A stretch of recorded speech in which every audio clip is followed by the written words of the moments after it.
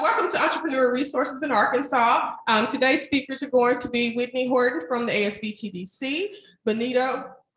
Taking Benito's place is Leah Patterson from Rocket Lab. That's also on our CALS campus. We have Jack Thomas from the Little Rock Regional Chamber of Commerce. We have James Hendrick, who is the chairman of our board here at the Venture Center. And he also works specifically with investors. We have Itzel Mader, who is with First Security Bank, and then Esperanza Masana Crane, who is here from AEDC. We want to welcome you to the Venture Center. I hope you checked in. And so our whole goal is to educate, collaborate, and accelerate. And today's event is about both education and collaboration. And so we like to do that by hosting these wonderful events and helping people learn what they need to know about being a successful entrepreneur.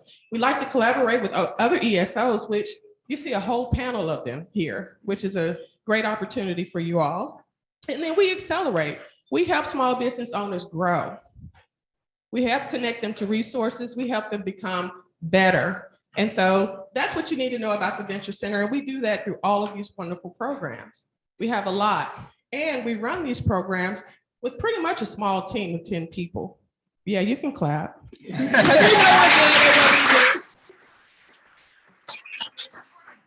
some wonderful sponsors for today's event. We've got the Little Rock Regional Chamber of Commerce. We've got Frost Accounting, right, Lindsay Jennings. We've got Simmons Bank. We also have Arkansas Capital and the Circumference Group, which is one of our new partners in crime. All right, so we're going to get this party started. I'm going to introduce today's speaker, which is Rudy Ortiz. He is formerly from the AEDC, but he also has his own consulting firm that I'm sure he'll tell you about during today's event. So Rudy, I'll turn it over to you. Thank you. Appreciate that. This is a great crowd. I actually did not expect quite this many people, so that's wonderful that you guys have chosen to attend today out of your busy schedule. As it turns out, I know almost everyone on this panel. I've worked with it at some point or another, and I will tell you that these are the leaders in small business here in the Little Rock area, and they've been doing it for a long time and have been able to help businesses from several different perspectives, from finance, from sponsoring, from logistics, and just a different array of services that they provide. And so they are people who really know what they're doing and can be very helpful to you. And today we're going to be covering a few questions for them to answer those questions that have been asked of us in the past, and that I think will be very, very informative. And of course, at the end, we'll give you all an opportunity to address your questions to the panel or myself as well. Thank you very much. And I think we'll get started.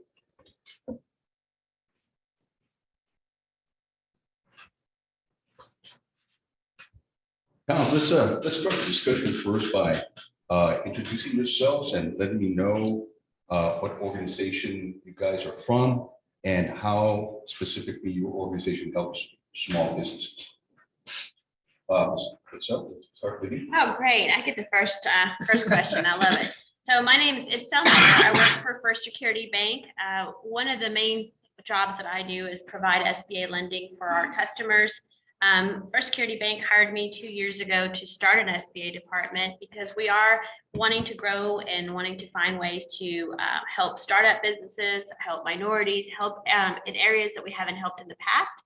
And so SBA lending has given us that opportunity. I've been involved with SBA lending for 22 years. So that's pretty much all I know, which is a good, bad thing, I sometimes think. But we're excited to be able to offer these services to our clients. And I want to make sure if you have any questions regarding SBA, I'm here to help. Thank you very much, Ms. Leah. Hello, everyone. I'm going to try to pull in a little bit closer. Hopefully you can hear me a little bit even louder. Okay. So hello, everyone. My name is Leah Patterson, and I am here representing the Rocket Lab in place of Benito Lupasibua. So I know I have big shoes to fill, but what we do at the Rocket Lab, I'm the coordinator there. What we do is we're a resource and learning and startup hub for under-resourced entrepreneurs, which we call underestimated. And so what we do is provide training, mentorship, one-on-one consultations, our signature incubator program, basically to fill the gap that entrepreneurs are experiencing here in our ecosystem. I've been an entrepreneur in this ecosystem in Arkansas for about 14 years, and I've been an entrepreneur I've lived in many places for about 20 years. So I know very well what it's like to be on the one side of it, and now being on the other side of supporting entrepreneurs it's really exciting work. And so I'm happy to be here. Thank you so much. Jack? Hey, everybody. Great to be here. Jack Thomas, serve as Vice President of Economic Development at the Little Rock Regional Chamber of Commerce. We are the principal business organization across Central Arkansas with very large membership ranging from entrepreneurs with one or two people all the way up to big corporate operations with over 1,000 and even larger than that. So happy to be here today. I like to tell folks that we are connectors. We connect people to other people, connect people to resources available, and connect people to subject matter experts across the business community and across our membership. So excited to talk with you guys a little bit today about what that looks like for us, some of our events and resources and that type of thing. Thank you. Hi, everyone. Good afternoon. Esperanza Macena Crane. I work for the Arkansas Economic Development Commission, AEDC. We are the economic development arm for the state of Arkansas. So it is our job to create economic opportunity for Arkansans, and we do that in a variety of ways.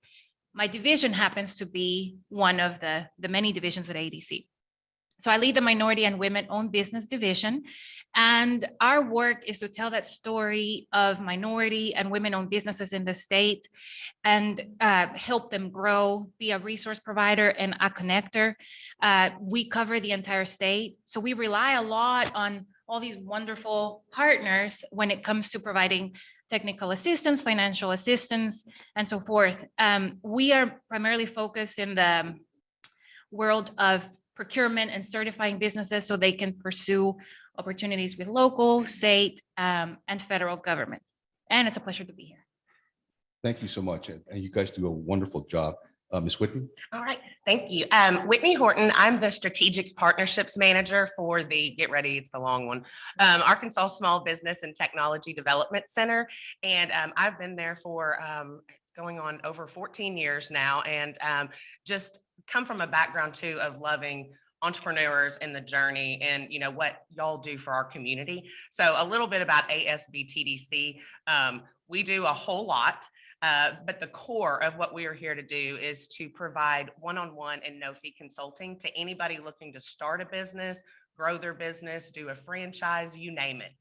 If you have that entrepreneurial spirit, we want to work with you from the start. And let's think about the feasibility of things. Let's help you with your business plan. We'll walk you through doing that financial planning that everyone oh so loves to do. Everyone in here, I'm sure. We're also here to assist with marketing strategies. Pretty much anything that you have a question about, we probably have a resource for or a person we can reach out to. Another leg of our consulting is we have market research services. So these are things that very high, high profit companies are using, like Nike, for instance. We provide it also for no fee to our clients so that we can help you get a little bit more of an understanding of your target market. And lastly, what I oversee is our training programs. And so this is all of the different educational content that's going out via webinar or in person on all kinds of different topics that are needed for our entrepreneurs. And we listen specifically to people like you. If there's a topic that you want to know more about, please let us know and we will either work with someone or put it together for you. So, and yes, also happy to be here today. Thank you. James? I'm James Hendren. I'm the chairman of the Venture Center here. I've been here from the very beginning in the early on organizing it, seen it grow. What the Venture Center supplies is resources for anyone that wants to learn how to be an entrepreneur, is an entrepreneur, start up business, and we do a lot of mentoring to helping businesses grow. And we have specialists in all kinds of different areas. We also run some accelerator programs, concentrating today in the fintech industry, financial technology, and we'll be expanding that into some other industries. I also manage 7 angel funds, and I'm one of the founders and board members for the Arc Angel Alliance, which is a group of investors who look at applications from early stage companies each month for investing. So I do a lot of mentoring on a lot of different subjects and serve on a number of boards of startup companies. I took a company from very small to a large company that we sold and exited. And I've been on the board of several companies that we've done that also. Excellent. Thank you so much. Now, as it turns out, in addition to having my own consulting company, I'm also the chair of the Education Committee for the Arkansas District Export Council. I was appointed by the U.S. Secretary of Commerce to that. And with me is my colleague, Heidi Whitman, who is the executive. Louder? Oh, okay. I'm sorry. Who is the administrative coordinator for the Arkansas District Export Council. And she's going to have some information for you guys about what the District Export Council can do for your companies. All right, well, let's go ahead and get started. Question number 1. The pandemic presented us with a new normal, and it has had an impact on everything from how we purchase cars, household items, entertain with friends, to how some restaurants have reimagined their space, such as in the case of ghost kitchens. What are some of the new and innovative ways you are seeing Arkansas small businesses respond to this changing customer behavior? And I'd like to start off with Leah. So hopefully, if I speak into this, will it make it louder? What we've experienced at the Rocket Lab is, particularly here in Arkansas, businesses that, before the pandemic didn't have to have any type of online presence, didn't really have to rely on a national or a global market, really finding innovative ways to do that, really realizing the importance of having a website, realizing the importance of having a strong social media presence that actually is not just about the exposure, but actually being about leading a client to being a buying client, from being an observer to being someone that's a purchaser now. So that's what we've experienced at the Rocket Lab. That's what we've seen most of our companies realizing, and then grabbing hold of that technology, and then being able to see how that actually can expand their market beyond what they thought was originally possible before the pandemic. Excellent. And let's go to Esperanza. Yeah, so I think what we have seen, and mind you, in the pandemic, I wasn't in this division yet, but I can tell you that what I have seen as a result, I think businesses have become more creative, more innovative, and more resourceful as a result of the pandemic. We manage a certification program that basically says we are certifying that your business is who they say they are in terms of being a minority or a female. So you have to demonstrate that you manage, own, and operate the business at least 51%. Why that's advantageous is because when you're looking into government contracting, they many times have goals to try to work with minority and women-owned businesses. So as we have certified in the last 2 years, we have seen a growth in businesses that are in the mental health industry. We've seen a lot of that. We've seen a lot of diversification in terms of industry. So we have, you name it, construction, financial services, consulting, like I said, mental health. We have a distillery. I mean, a lot of fascinating work. And then we've also seen, when I tell you about businesses that have been resourceful and innovative, I want to talk about a business that is in Northeast Arkansas, and it's called Sierra Group and Associates. And I think they're undergoing the venture, the Women Achieve program.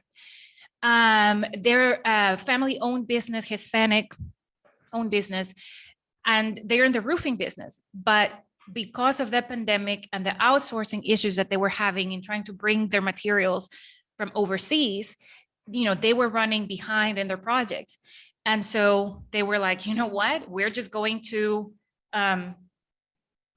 make them here. And so as a result, they talked to us, and we were able to connect them with our business development division, because the industry that he's in, he happened to be able to participate in our incentives programs because he was creating jobs and it's within a manufacturing process. And he's also going to be able to tap into other resources at AEDC that include training and other opportunities. So it's a beautiful economic development story where, you know, this business became resourceful and yet grew and was able to benefit from several other different resources. Yeah, they really turned lemons into lemonade, didn't they? That's correct. Yeah. Outstanding. Very good. James? We've seen a couple of different examples here, but I think it's important to have the online presence. It's important to get your word out that way through social media. But if you've got a product, a physical product, I think people also want to see them, hold them, feel them. And so I think online only presence works great for many kinds of things, but I don't think the storefront's going to go away either. And obviously you've got the, big distributors that we're retail distributors that we're familiar with, working through those programs. Like, Walmart has a program that if you've got a product, they have a time in the year you can come and apply to be there, and they select 1,000 companies that they look at for new products, in addition to the other things they do during the year. But if you've got services, that online product is very important so that they can see what you're doing. I think it's going to be real interesting to see as things work through this. A lot of the things like fast food, for example, they're kind of going down that service and open store at the same time. But look at those fast food places out there. A lot of them have really moved a lot of their business to, drive-through, not going inside. Partly that's still, due to health concerns. People are still concerned about that, but people also experienced that and found out, hey, this is not so bad. I can go pick it up and take it home or to work or wherever, and save some of the time I used to spend for lunch or whatever. So things obviously are changing. It's watch the media, watch the stories. Be careful when you're looking at those that that what they're saying makes sense, rather than somebody just making up some answers on their belief. But I think we're going to need to continue watching the trends, because things are going to continue to change. Some things will move back towards the way we saw them before, but I think in general, things are really going to change there. But the online store for products, I don't believe is going to go completely away either. James, and to your point, I was visiting this store here in Little Rock called Vaness Pen Shop. I buy my pen supplies from there. And prior to the pandemic, they were, 90% in-person, a little store, and they did maybe 10% e-commerce. Well, during the pandemic, they turned it the other way around. Now 90%, maybe 95% of their business is e-commerce, and 5-10% is in person, and they've increased their revenues fourfold. So once again, this is companies that really made lemonade out of lemons, right?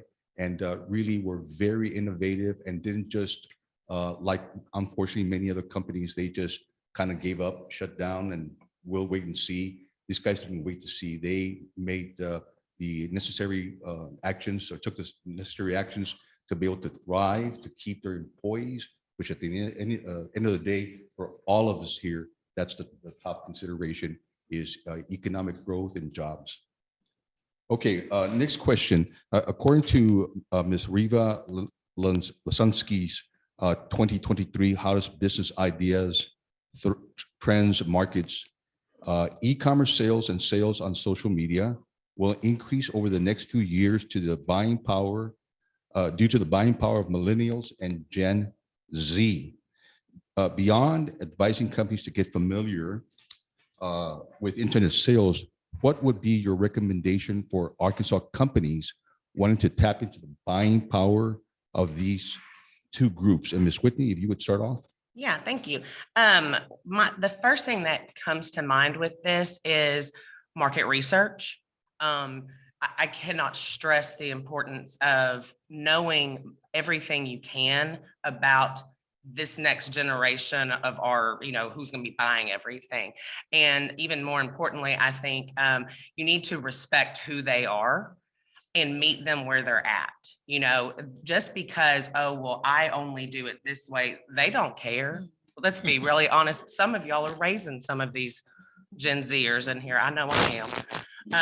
And so we want to meet them and also give them a little bit of respect for their buying power, understand their language. And even if you don't agree with some of those social media platforms that they use and you don't want to be on there, that's where they're getting their information. So to be best for yourself, you need to learn as much about those type of things where they're getting that information so that you can also learn their language a little bit and reach them through those words. Excellent. Thank you. Ms. Leah? Oh, gosh, you took the words right out of my mouth. Yeah, that's what I was going to say is that it's just really, really important to understand that market. And in terms of your products, to really first evaluate, does my product serve a need for that market? And if it doesn't immediately serve a need for that market, can I tweak my product? Is there something that I can do so that it can serve a need? And then absolutely, speaking their language is vitally important. And then another thing about these generations is that what's really important to them, or one of the things that's important to them, is that your business has a cause behind it, that it's not just about the money and it's not just about the product, but that you're doing something that matters to them with that money or with your organization. So, and not just adding it for the sake of, okay, we can say we donate half of our money or percentage to this, but they can see through that. They really want to know that it's not just about the money for you. Outstanding. Anyone else? I want to piggyback one thing with, you took the other words out of my mouth too, but understanding and knowing if you're doing good and all of that. But I think it's also important to note how you're treating your staff as well. And what type of culture do you have within your business? Because they're looking at that too. And in more ways than we could probably sit up here and talk all day. As a matter of fact, in terms of the culture, it is incredibly important. And your company has a culture, whether you know it or not. Okay. The question is it the right culture? Is it the culture that's going to make your company thrive? Or is it one that's going to be negative, right? And if you have a lot of turnover, that's a really good indication of that. I worked with a company as a client several years ago, that they hired 400 people, and within a month, 300 of them left. Wow. I mean, that's a pretty clear sign, isn't it? Right. But once again, look at your turnover, do obviously exit interviews, and it's just very important. The other thing I think that's important to understand is that things will continue to change. The companies that shut down during the pandemic were companies that really were not prepared, because they thought that things would always be exactly like they've been the last 5, 10, 15 X years, right? And so I think if there's something positive that came out of the pandemic, it's the realization that things do change, that you have to be constantly prepared to make sure and that you're prepared for it, and be looking out into the horizon constantly. Every single day, there's an opportunity or something to bite you. Okay.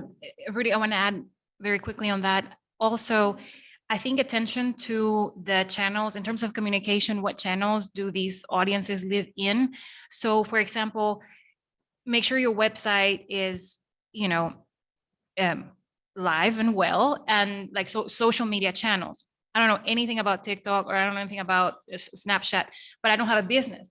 But if I had one, I would be getting in touch with someone that is young and say, hey, can you teach me how to do this? And you don't even have to, say, I'll buy you lunch or, gift card, whatever, be strategic in those things, because the businesses that are doing well have really well exposure in the channels that they live in. So whether that is Instagram or, like I said, TikTok, and, make your business an experience. I think there's a good example, also part of the Women Achieve program. And if you haven't, I don't know if it's live, but you have a branding, the Venture Center had a branding session this week. And you're going to put it online too. So check it out and pay attention to those things, because there is a business here in Little Rock called Certified Pies. Just little example, not little, but just they talk about their process. They have videos on how they do the pizza crust and how they came up with the recipe, and they do a lot of videos on social media that what happens is, oh, I want pizza, I did not want it. So, be attentive to those channels and where that audience lives. And that's a really good way to stay on top of reaching to those markets. Perfect. And I'll say, just to add to that, Rudy, I'll say this. I mean, going back to the original question of the pandemic, the people and the companies that get digital right got the pandemic right. Mhm. And the people and the companies that get digital right get Gen Z right. And I think I technically fall in Gen Z. I don't know if I do or not. I certainly don't identify as Gen Z. But a couple things on that. I mean, our generation and certainly the next generation wants to see behind the scenes. They want to see how a pizza is made at Certified Pies. They want to see things that go into the product and go into the process of which they contribute through their purchase. So, I think about examples of companies that got this right. At the Corner did a phenomenal job, and it wasn't like they just did some big content push. They just pressed live on their camera and started recording of, hey, here's what curbside delivery is going to look like. Here's what we're whipping up today. We've got a limited menu because of supply chain issues, but here's what we've got. So I think about that, and I also think about a couple shout outs here to the Venture Center. I mean, they do phenomenal work digitally. So, Mike and Josh and others who create the content that we engage with digitally is phenomenal. And I think it's a testament to why a lot of us are here. So to piggyback off what's been said, I think the people and the companies that get digital right will continue to win over the long term. Thank you, Jack. And one more idea. The Harding students that are here, raise your hands. So we have a group from Harding, well, the students. Oh, okay. No, but you look at programs in colleges and universities, because if you have a project, there are a lot of already established programs in different colleges and universities. They're eager to learn, and they have the knowledge, and they can help. So I think that, to me, is a great idea, how a small business can tap into help. Perfect. And one of the things that's true, I think, about these two generations is that, as Jack stated, they want to know what the company is really standing for and how it really treats their not only their clients, but also their employees. And I tell both my students and my clients, don't make them guess. That is your customers. Don't make them guess. Give them the information that they're seeking. Okay. Make it easy for them to acquire the information. All righty, Ms. Itzel, I'd like to start off with you on this next question. Often small businesses struggle with access to capital, particularly underserved groups and companies that have a high risk product or service. There have been several discussions in the last couple of years regarding how we can improve small businesses and entrepreneurs' access to capital. What is your organization doing to improve access to capital for entrepreneurs? And is it helping? So I will say one of the biggest opportunities, obviously, is with the SBA, and all the conversations we've had here is about being able to be innovative and really understand your social media platform. But I'll tell you that it's still very much a relationship business. No matter how much we want to stay away from interactions with individuals and be behind a screen, when it comes to decisions about your business and it comes to decisions about finance, that's one of those things that you got to do one-on-one and really develop a relationship with.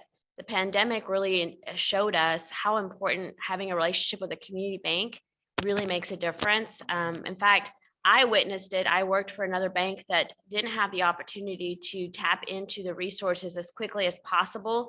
And PPP loans were actually able to be delivered through First Security Bank super fast. And I didn't work for First Security Bank at the time. And when people were telling me that they were getting PPP loans in 48 hours from First Security Bank, I was like, if you can get it, go for it. Because in the end, that's what we wanted, is to make sure the communities receive, or the small businesses receive the funds that they needed. But it taught us something. It taught me something, that if you don't have a relationship with somebody when times are tough, it's fine when times are good, but when times are tough, you got to be plugged in, and not plugged in the form of just social media. You really got to know that person who's providing you the finance, that we really need to explain to your lender, like, what's going on with your company, and really be able to tap into that. And so that's where I see community banks are just never gonna, they're never gonna die. It's always gonna be a need, especially when it comes to Arkansas. We're very old fashioned when it comes to that. And we want to be able to walk into your doors and know not only what does your product do, but who are you as a person and your family and what you're going through.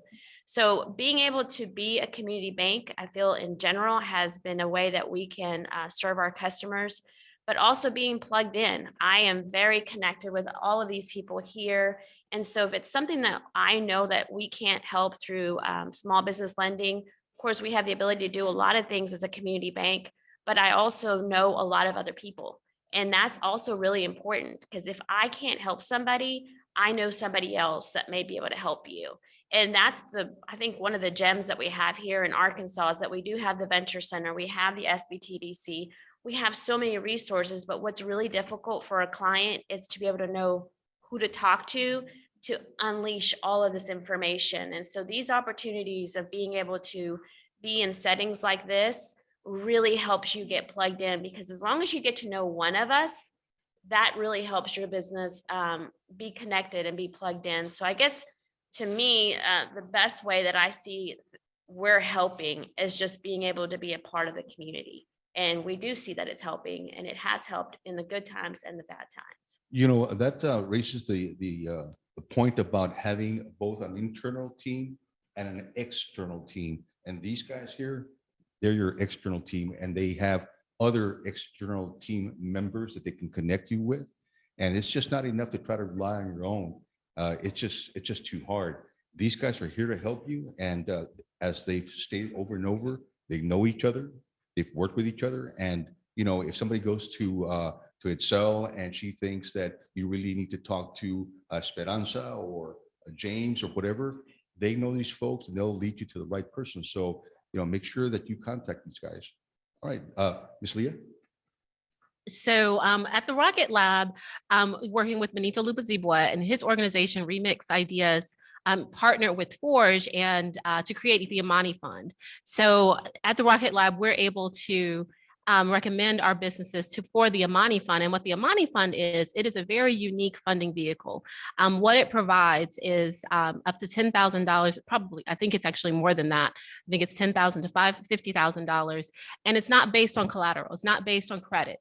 It's based on the strength of the business model and the character of that business owner. So this is a very, like I said, very unique funding vehicle that was created. It's one of the brainchilds of Benito Lupazibua with Remix Ideas and Forge, the communities, one of the CDFIs. So yeah, I just wanted to make sure you all knew about that one. Thank you, Ms. Whitney. I echo again everything that everyone's been saying, but I think for us as an organization, the main thing that we're doing to help in this situation is want to listen to the community and everyone else that we know and hear what are those barriers, what are those things that are making this difficult for you. And in my role, trying to come up with like educational content or do different types of events where we can just educate people a little bit more on what does that system look like. You know, what is, we've got an event coming up next month where we're going to have one of our consultants actually also sit down with the lender, and they're going to talk about financing 101 and becoming bankable.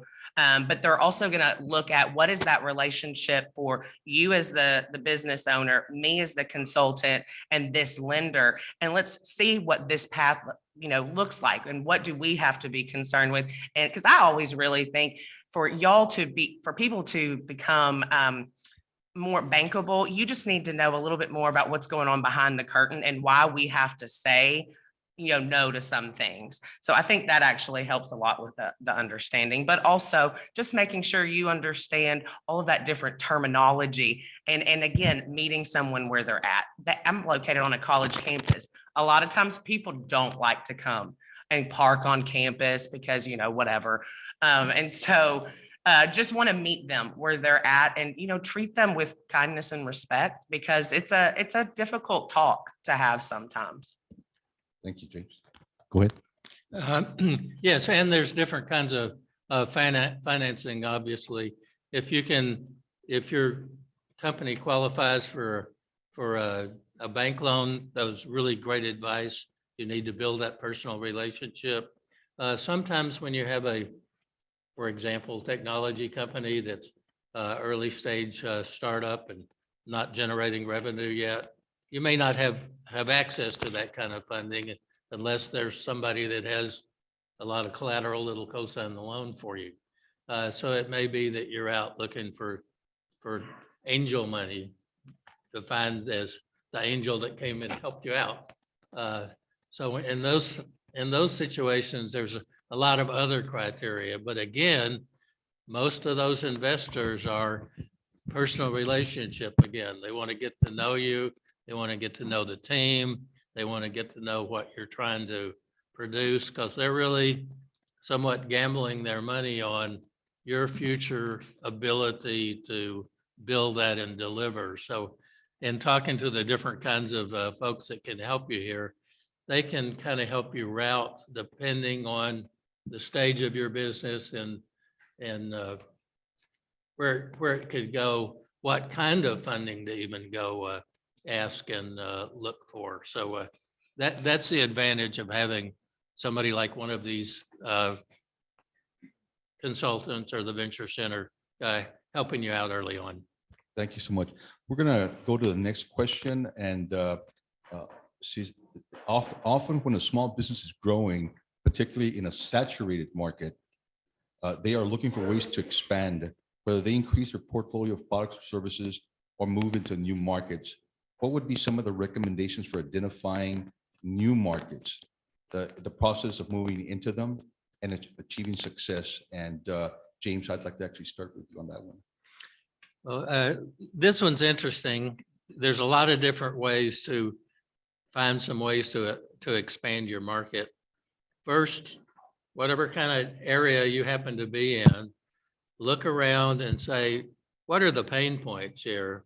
When people try to use my product, use my service, or this general area, what frustrates them? What doesn't work for them? What does my product not do for them? When I have complaints, what is it that they don't like? And then find a solution to that. And that can give you a whole new line of product, a whole new solution. That's the first step. The other one is looking at how you're going to market now and how can you change that. The e-commerce we've been talking about is going to be changing a lot. There's a lot of discussion out there and some new rules about how the big search and ad producing companies can produce. The rules used to be you just go buy some Facebook keywords and some Google keywords and you could get lots of folks to your site. That's going to be changing. So keeping your eye on that, but how to refresh the concept of your product, find some other folks, categories that could use your product, and then take that to market, social media and any other ways that you do that. Perfect. And as it turns out, we want to get to the Q&A, so I'm going to move to the next question. Besides James did such a wonderful job, I'm not sure that much more can be said, right? In a recent Forbes article titled "Why Quality Customer Service is in Serious Decline," it attributes the decline in customer service to the lack of human interaction during the pandemic and shortages in staffing, otherwise known as the Great Resignation. Is customer service still important? What is the future of customer service? Are you familiar with any Arkansas company that is changing how they think about customer service? And Jack, I'd like to start with you on that. First off, that was a lot of questions. Thankfully, Pam gave us a little bit of heads up of what's coming, but I'll just say this, to answer the question about, are you aware of an Arkansas company that's doing really good in satisfying and exceeding customer expectations? I think of Splash Car Wash. I don't know if anybody's familiar with Splash Car Wash, but it's, I tell folks all the time, it's like, they're the Chick-fil-A of car washes. And what I mean by that is everybody has an expectation for how a product or a service is delivered. And it's almost like Splash takes whatever that expectation is, completely explodes it and takes it to a whole nother level. I mean, if you go in there, you have people who look you in the eye, which is a lost art these days. They greet you with a smile. They'll use your name in conversation, and just an incredible company that's doing great work. One thing I'll mention about them that I think that they're really tapping into is they are embracing young talent, and they're not afraid to take a chance on young talent, unproven talent, based on intangibles that a lot of folks have that they've identified. So it might be a silly example to use a car wash, but I tell you, it's when you talk about companies who are doing this right and getting customer expectations and taking those to the next level, I commend Splash, and they're doing a great job. Excellent. Thank you so much. And a very good analogy with Chick-fil-A, right? Because they sort of get it right, but they're a national company. Ms. Whitney, what about your responses to that? I don't have a specific example to come to mind, but really thinking about, just is the customer experience still important? Well, of course it is. It's just understanding what kind of experience they're wanting now. And again, I know I harp on market research. I'm a marketing background and a research nerd, so forgive me.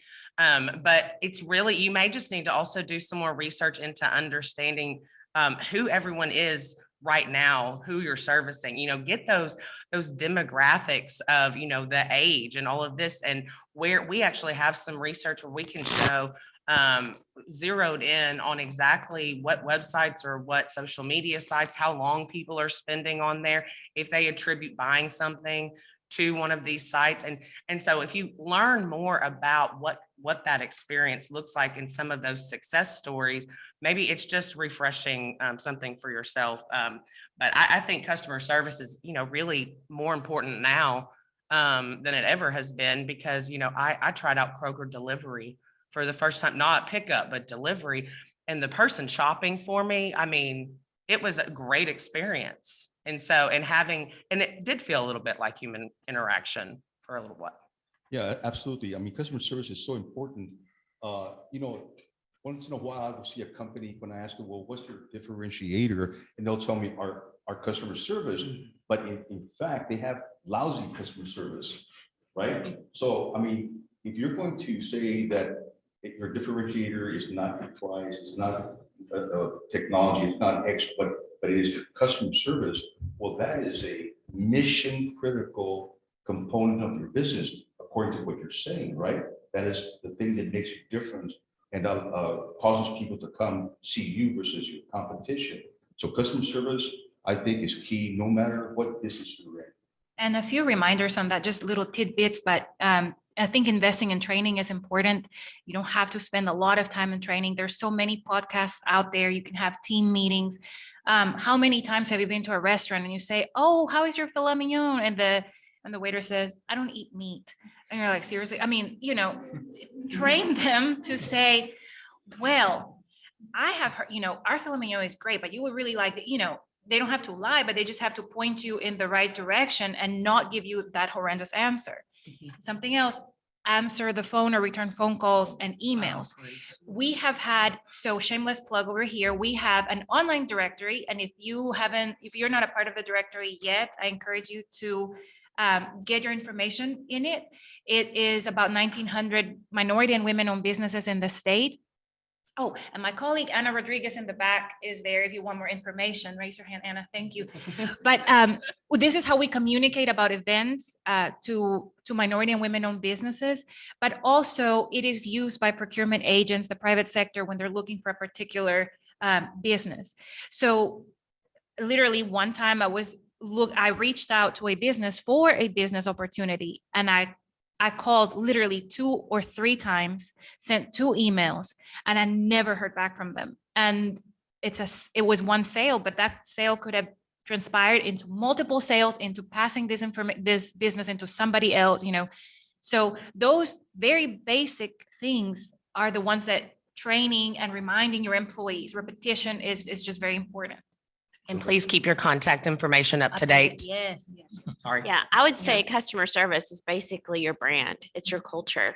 And if you want to be known as a Chick-fil-A or as somebody like Splash, where people just know what you're talking about, it's typically from customer service and from branding of putting those two side by side. One way or the other, right? Yeah, and you know, if it's bad, and nowadays because of social media, I mean, people put reviews, and I mean, I try to do that with small businesses. If I go to a restaurant and I just think it's fantastic and I want people to know about it, I tell them. I don't just post the bad stuff.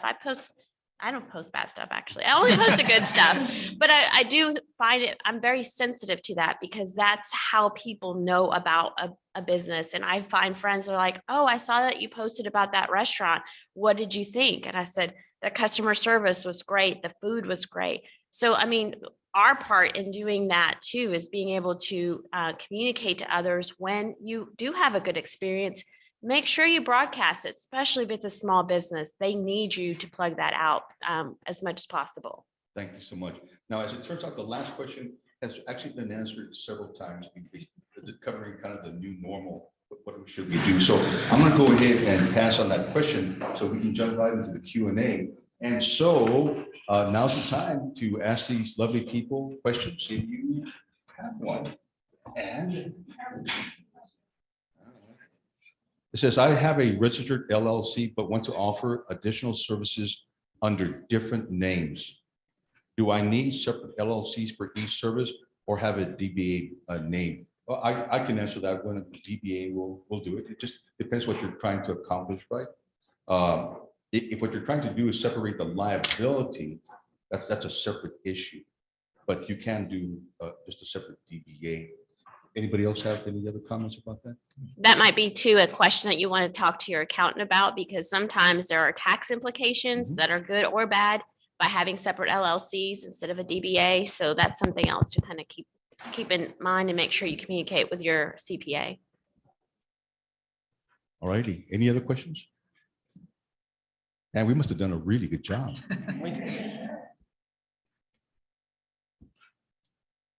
Let's be brave. Come on.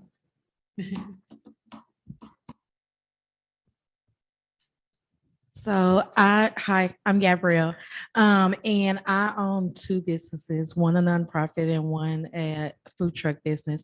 And so when I think about funding, for me, it was very hard to collect the funding. So can you tell me a little bit more about the access to SBA? Because you think about a startup, and a lot of times the banks are asking, well, let me see your reports. Let me see, your last 2 years of banking statements. You don't have that to produce. So, I mean, gratefully, we were able to get our funding through Kiva Lending, but as we've made it through 1 year of being open, how do we proceed at collecting the capital that we need for our businesses? Because we can't expand or grow without it. That's a good question. So I'm going to tell you, not all banks have SBA departments and not all banks want to do SBA loans. I'm just being honest. So that would be the very first thing, is to, whenever you have a relationship, make sure you ask those direct questions. Are you open to doing SBA lending? Do you have an SBA department? And are you open to doing startups? Because all banks are companies themselves. And so not all banks target the same customers. You as a business owner don't target the same customers as your competition. So banks are not any different. So if you know that you're going for a specific need, straight out tell that lender, hey, I need to know, are you an SBA lender? Do you participate in that in a regular basis? And do you work with startups? Because those are 3 very important questions that they should be able to tell you right away. At First Security, yes, we work with startups. I do several startup loans. So what you would need is basically working with the SBTDC. My big goal is I don't have to have collateral, but I do need to know that your loan is going to be able to be paid back, because the last thing we want to do when we put the insurance around this SBA loan, because it's basically a First Security bank loan with insurance. So if nobody really knows what an SBA loan is, It's a bank loan and we put insurance on it. So if something goes wrong and the business crashes, then we get reimbursed from the government, whether it be 50% or 85%, depending on our program. But that's all it is. So I want to clarify that really quickly. But the key thing is making sure for SBA, for us to keep our insurance, is that I got to make sure I've consulted you to make sure you've got enough money, to make sure you understand your market, to make sure you've got enough profit to pay back the debt. And so if you have those key ingredients and are needing a loan, then that's where, you know, we come in.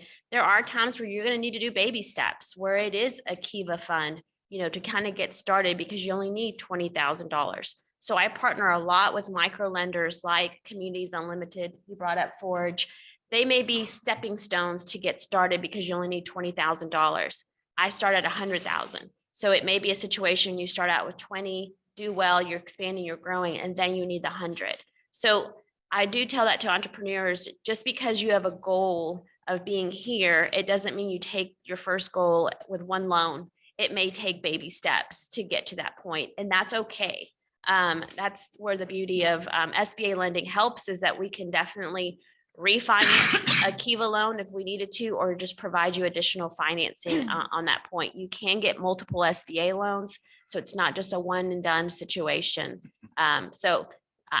Feel free to come to me if you have any questions, but I do say we do partner a lot with the Small Business Technology Development Center when it comes to not having financial forecasts for 2 years. And here's the reality, ladies and gentlemen, kind of another truth, and that is that if you ask any bank whether they do SBA loans, every single one of them will tell you that they do.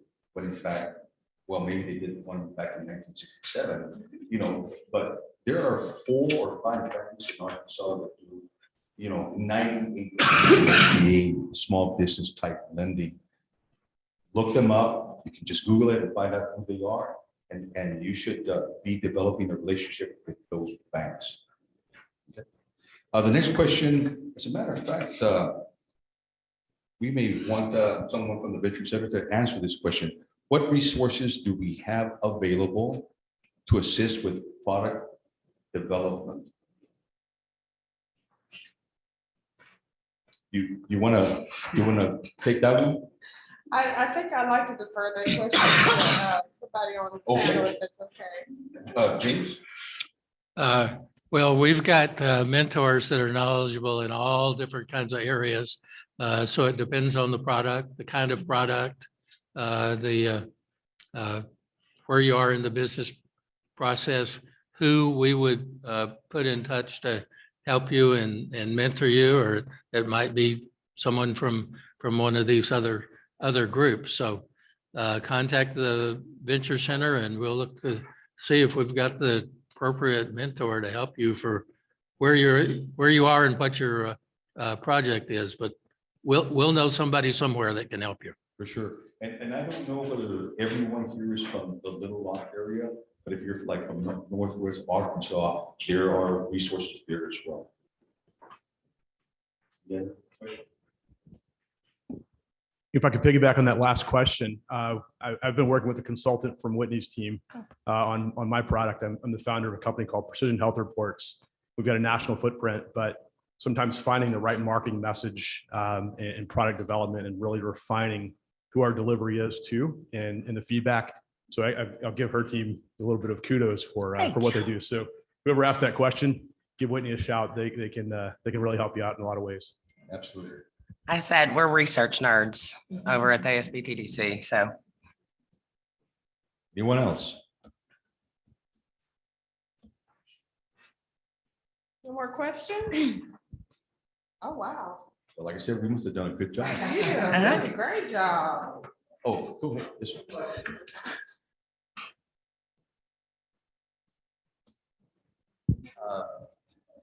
Good afternoon. I'm Gerardo Murcia. I know 2 weird names. I'm a Hardini student and I'm from El Salvador. So my family and I own a makeup distribution business. So in a nutshell, it basically works by importing some makeup and all kind of cosmetic products from Panama, from Honduras, and from Guatemala. We import them to El Salvador and we sell them online. And we have our Instagram page with more than 30,000 followers. We have our own web page, and we were able to establish our first physical store 2 years ago. So our three main goals right now are to basically establish another physical store and to make better our web page by making some improvements. But the main goal here is to bring our business at least to all Central American countries. I was wondering if you have some kind of program or a recommendation to make this happen. As it turns out, that's what I do. In any case, yeah, you and I can exchange cards afterwards, but anyone else want to address that? He wants to bring the business here. Is that what he said? Oh, yeah, no, I think so. A really good resource is the District Export Council. And, they work a lot with companies or businesses, trying to do exporting and importing. And they're a really good resource they have. And also for other businesses that are here that may not have considered trade or exporting, check that out. I think you have a lot. We were trying to also put together some kind of joint webinar, but the DEC or the District Export Council, look it up online. They have a lot of seminars, introductory, level material on how to export, because what happens is, depending what your product or service is, you may find that you have a vendor outside of the country that can suffice or cost wise be a better option for you or for your product. And same for you considering expanding to other markets. So that's also, something to consider. But District Export Council and also the World Trade Center in Northwest Arkansas. Right. But For international business, quite frankly, Arkansas is better positioned than almost any other state in the country. We actually have an excellent set of resources here in Arkansas if you're wanting to do international business. And I guess that is it, right? Well, once again, I am Rudy Ortiz. Thank you so much. I'm Rudy Ortiz with Strategic Business Services. If I can be of service, please let me know. If we can give a hand to these lovely people.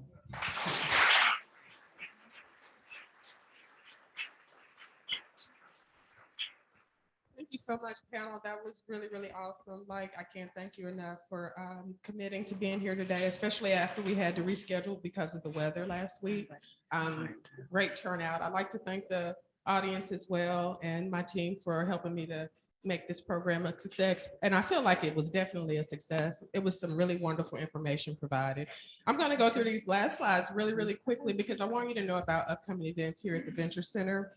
We've started a new group called VC Tech. It is a networking event where we want early stage tech companies to come, get to know each other. And usually each one of those events, we feature an early stage tech company. And the one that's coming up is next Tuesday.